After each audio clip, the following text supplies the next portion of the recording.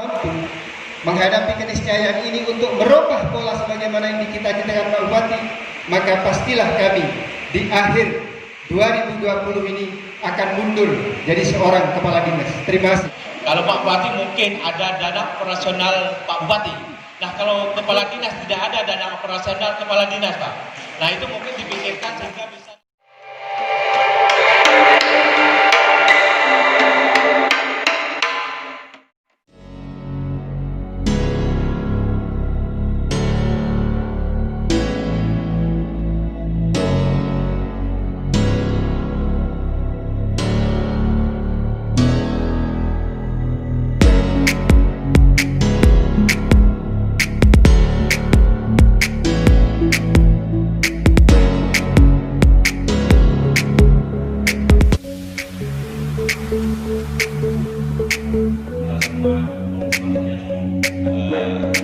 Kapolres Dandim, Kajati maupun anggota dewan dan serta hadirin ini.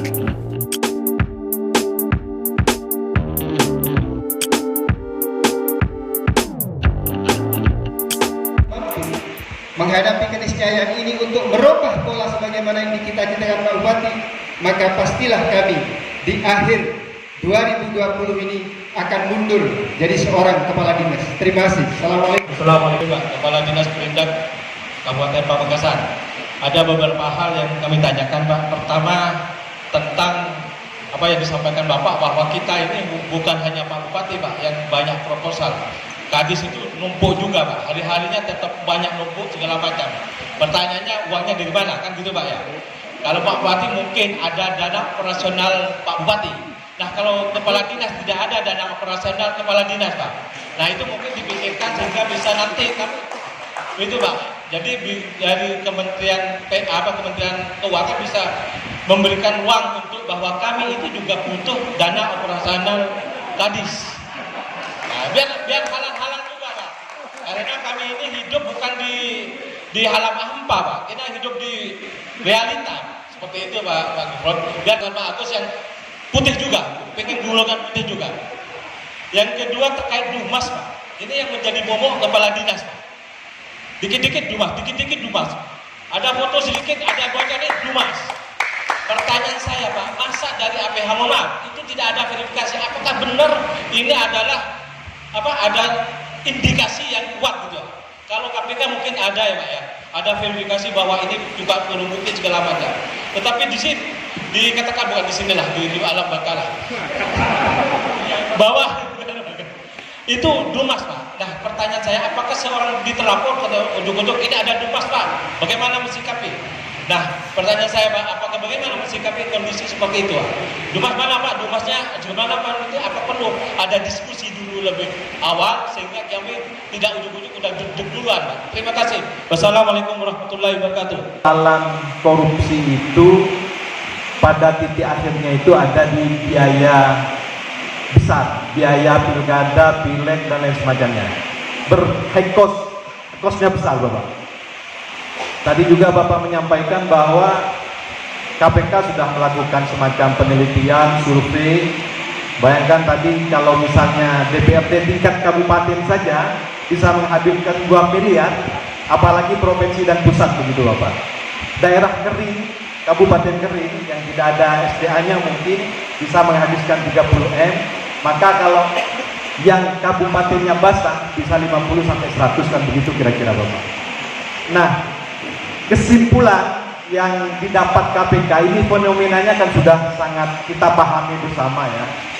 Kira-kira langkah konkret yang harus dilakukan oleh kita ini seperti apa? Karena saya yakin semua kita ini ya, bupati, DPR, semuanya tidak ingin ditangkap KPK kan begitu Bapak. Kan begitu. Jadi ini memang harus ada semacam solusi konkret seperti itu. Kan profesor, tetapi langkah konkret untuk pencegahan ini masih belum nyata begitu. Tetapi misalnya kalau kemudian KPK yang berfatwa misalnya, ini mungkin lebih ditakuti Bapak. Tetapi kalau hanya profesor, guru besar, itu hanya wacana katanya begitu, tidak konkret-konkret. Nah, ini kira-kira seperti apa konkretnya yang harus dilakukan oleh kita untuk menyelamatkan bangsa ini, saya kira bukan hanya persoalan kepemimpinan Pak, tetapi kondisi bangsa hari ini. Bayangkan kalau kata Profesor Mahfud MD itu, kalau dulu Orde Baru itu masih mungkin ada 2 elemen, 3 elemen, tapi sekarang kan sudah dengan adanya pilihan langsung. Bayangkan Pak Omron, dari tingkat presiden, gubernur, bupati, sampai ke pemilihan kepala desa ini semuanya pemilihan langsung Pak. Kosnya sama-sama besar. Jadi mohon ini mungkin segera diberikan solusi konkret semata-mata untuk kepentingan bangsa dan negara. Terima kasih. Wassalamualaikum warahmatullahi wabarakatuh. Sebenarnya nanti yang mampu menjawab kalau gugatan dari masyarakat. Kali ini kan kita bicara ketatanegaraan ya. Di hadapan Pak Polisi, di hadapan Pak Jaksa. Kita ini dihimpun dalam namanya Negara Kesatuan Republik Indonesia. NKRI. Dari apa maknanya? Kepentingan tertentu dipegang oleh pemerintah. Apa? Agama, pertanahan, hubungan luar negeri. Itu diurus pemerintah pusat. Selebihnya maka kemudian didistribusikan, diotonomikan kepada pemerintah daerah. Itu dulu bicara tentang sistem ketatanegaraan. Artinya apa? Urusan yang dilimpahkan kepada daerah itu menjadi otonomi kabupaten untuk melaksanakannya. Berkaitan dengan kemudian Pak, ada gugatan-gugatan dalam era demokrasi itu saat itu semua haknya untuk bergugat, asalkan setiap penyelenggara negara taat pada prosedur dan ketentuannya, mau digugat silahkan. Tapi juga sebaliknya, mestinya juga bupati punya aparat namanya Satpol PP dan mestinya juga mengamankan. Kalau sudah diizinkan, artinya bupati memiliki kewajiban untuk mengamankan izin tersebut. Bupati punya proyek, tidak boleh kemudian, ya mohon maaf, ada partikelir, ada privat, ada ormas yang kemudian menghalang-halangi. Negara harus hadir untuk kuat, tidak boleh kemudian kalah kepada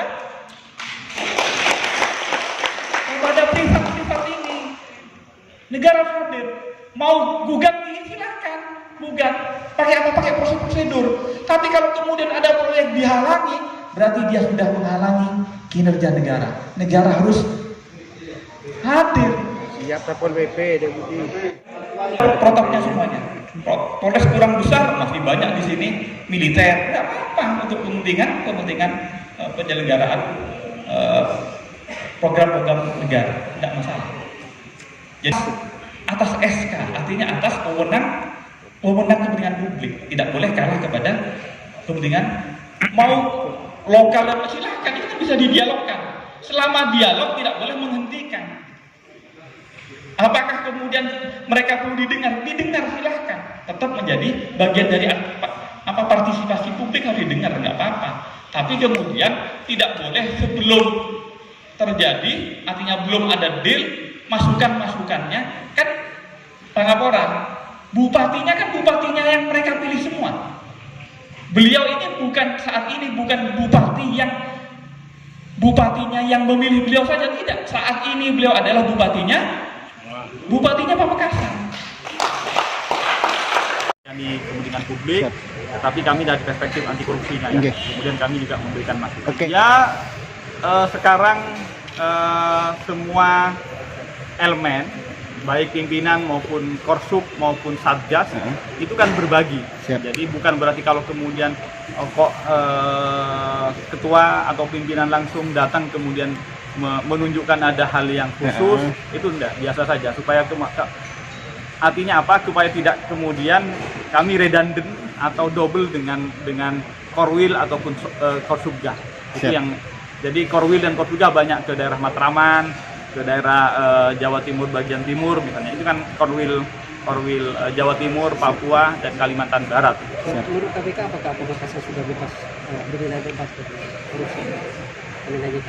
Kami tidak bisa menilai bebas atau tidak bebas, tetapi yang jelas lagi kami melihat dua hal. Ada komitmen nggak dari pimpinan daerah untuk kemudian anti korupsi. Kedua, komitmen itu kemudian diimplementasikan dalam program apa saja. Siap. Misalnya apa? Ada tidak transparansi, Siap. ada tidak kemudian pelayanan satu atap dalam perizinan, Siap. gitu. Dua hal, Oke. komitmen dan implementasi komitmen itu dalam pencegahan. Biasanya yang rentan untuk bisa korupsi mungkin bisa dipaparkan seperti yang dipaparkan waktu tadi itu. Tadi yaitu, misalnya apa? SDM, mulai dari mutasi, kenaikan pangkat, kemudian PBJ, pengadaan barang dan jasa, Siap. kemudian perizinan, Siap. dan aset daerah. Siap. Sejauh mana komitmen KPK dan keseriusannya untuk memantau hal ini sampai ke Ya, karena daerah-daerah levelnya memang daerah, tentu kecil levelnya, tetapi kan akumulasi dari kecil-kecil kalau seluruh Indonesia jadi besar. Siap. Maka kepada daerah-daerah kami berkomitmen untuk kemudian mencegahnya. Kalau penangkapan, penindakan, memang kan levelnya level harus di atas 1 M ke atas. Siap. Maka biasanya banyak di level kementerian, dirjen, nah itu yang banyak terjadi penangkapan-penangkapan. Tapi tidak berarti kemudian kami ke daerah melupakan. Ini dalam kerangka mencegah di dua hal, komitmen dan implementasi pencegahan. Pamekasan punya catatan merah berkaitan dengan pernah disatroni KPK. Apa hal ini juga menjadi catatan juga ini? Ya salah satunya, salah satu pertimbangannya kami akan menilai bahwa baik yang punya track record ataupun belum, tapi kalau sudah punya track record tentu kemudian menjadi atensinya lebih tinggi. Siap. Oke. Saya kira cukup. Yaitu dalam kerangka penganggaran nanti sekitar Oktober atau November yang akan datang, berharap pendampingan proses pembahasan APBD Pemkab Pamekasan minta didampingi. Ya, saya kira cukup. Ya. Oke. Siap, matur nuwun. Waktunya Pak Bupati. Yang pertama, saya berkomitmen bahwa pemerintahan di sini bersih. Pemerintahan bersih itu dimulai dari mana? Dimulai dari tidak ada jual beli jabatan.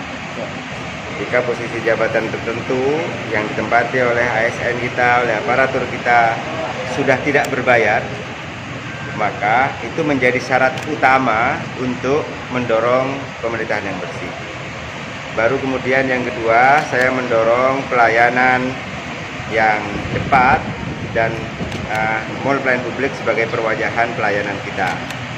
Tinggal kemudian ada beberapa layanan yang harus segera dipindah ke mall pelayanan publik.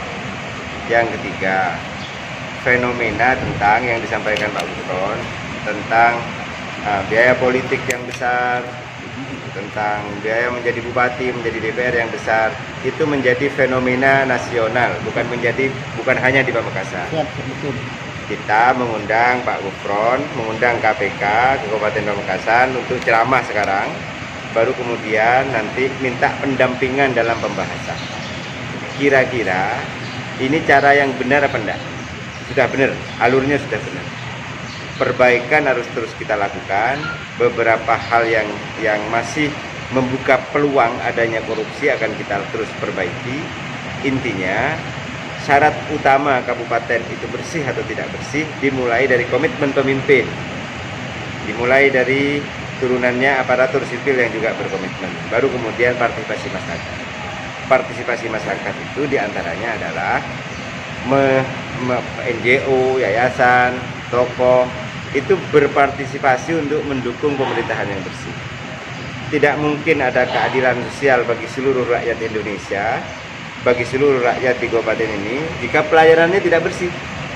Nah, cara inilah yang mau kita terus akan lakukan. Dan saya memilih hidup sederhana dengan komitmen bahasa Madura nal tabu untuk Pamekasan maju. Itulah yang kita lakukan. Nal tabu untuk Pamekasan maju. Memang tidak mudah melakukan perbaikan, memang harus pelan-pelan. Nah, tetapi komitmennya kan sudah ada. Komitmen melakukan perbaikan kan sudah ada. Baru kemudian setelah itu kita minta pendampingan. Biar pembahasannya terang benderang. Terbukaan ini harus menjadi bagian dari semangat kita.